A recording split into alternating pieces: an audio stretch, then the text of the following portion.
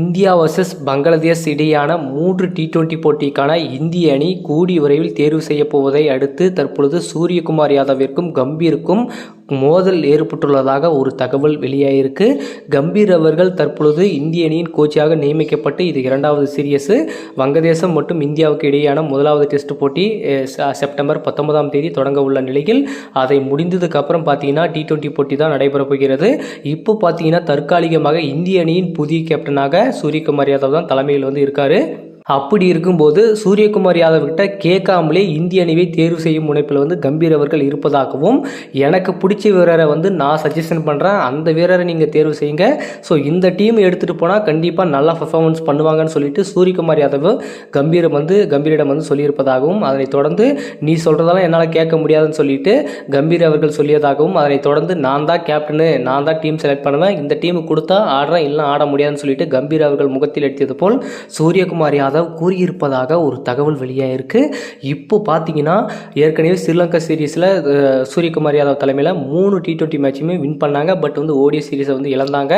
இப்போ வங்கதேசுக்கு எதிரான அந்த 3 T20யுமே ஜெயிக்கணுன்ற முனைப்பில் தான் டீம் ஸ்குவாடை இருக்கணும். பட் கம்பீர் அவர்கள் அவருக்கு பிடிச்ச வீரர்களை மட்டும் ஸ்குவாடில் சேர்க்கிறாரு, மற்ற வீரர்களை ஒதுக்க ஆரம்பிச்சிடறாருன்னு சொல்லிட்டு பல கேள்விகள் எழுப்பப்பட்டு வந்த நிலையில் சூரியகுமார் யாதவ் ஒரு முக்கிய முடிவு எடுத்திருக்காரு. கண்டிப்பாக ருத்ராஜ் கெய்க்வாட் அவர்களை உள்ளே கொண்டு வரணும், அதே மாதிரி அபிஷேக் சர்மாவையும் உள்ளே கொண்டு வரணும். இவங்களெல்லாம் உள்ளே கொண்டு வந்தால் தான் டீமில் இன்னும் ஸ்ட்ராங் ஆகும்.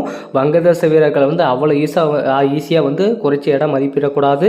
அவங்களும் நல்லா விளையாடுறவங்க தான். அப்படி இருக்கும்போது நாம் அசால்ட்டாக டீமை எடுத்துகிட்டு போகக்கூடாதுன்னு சொல்லிட்டு சூரியகுமார் யாதவ் செலக்டர்ஸ் கிட்ட சொல்லியிருக்காரு. அப்படி இருக்கும்போது கம்பீர் கோச்சாக இருக்கிறதுனால நானும் தான் செலக்ட் பண்ணுவேன், ஸோ நீ மட்டும் சொல்கிறத கேட்க முடியாதுன்னு சொல்லிட்டு இப்படி ஒரு தகவல் போயிட்டுருக்கு.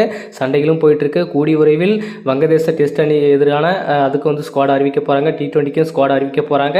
ஸோ டெஸ்ட் அணியில் இன்னும் யார் புது வீரர்கள் இணைக்க போகிறாங்க. அதே மாதிரி T20யில் ருத்ராஜ் கெய்க்வாட் இந்த டைம் வாய்ப்பு கொடுப்பாங்களா அப்படின்னு எதிர்பார்த்துட்டு இருக்காங்க. T20 தரவரிசை பேட்ஸ்மேனில் ருத்ராஜ் கெய்க்வாட் அவர்கள் 8வது இடம், அதாவது 10 பேட்ஸ்மேனுக்கு உள்ளே இருக்காரு. அப்படி இருக்கும்போது ஏன்டா அவங்களுக்கு சான்ஸ் கொடுக்க மாட்டேன்றீங்கன்னு சொல்லிட்டு நிறைய பேர் விமர்சனங்கள் வச்சுட்டு வந்துட்டு இருக்காங்க.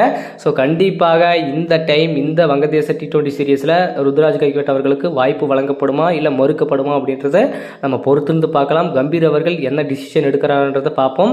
சூரியகுமார் யாதவும் எந்த மாதிரி டிசிஷன் BCCI கேட்குறாரு, எந்த டீம் வேணும் அப்படின்னு சொல்கிறாருன்ற நம்ம பார்க்கலாம். கண்டிப்பாக இந்த டைமும் ருத்ராஜ் கெய்க்வாட் அவர்கள் புறக்கணிக்கப்பட்டால் ஸோ கண்டிப்பாக அவருக்கு ஒரு புதிய திட்டத்தோடு தான் இந்த டீம் செயல்படுத்துகிறாங்க. அதே மாதிரி இந்த ஸ்குவாடையும் எடுத்துகிட்டு போகிறாங்கன்றது கிளியராக தெரிஞ்சிடும். அப்போ ருத்ராஜ் கெய்க்வாட்டுக்கு குரல் கொடுக்க பல ரசிகர்கள் இருக்காங்க, பல மூத்த வீரர்களும் இருக்காங்க. கண்டிப்பாக மிகப்பெரிய ஒரு சவாலை சந்திக்க கம்பீரும் T20 அணியின் கேப்டனும் தயாராக இருக்க வேண்டும் என்பதே அடுத்த கட்ட ஒரு முக்கியமான விஷயமா இருக்க போகுது. ஸோ நம்ம பார்க்கலாம் என்ன நடக்க போகுது.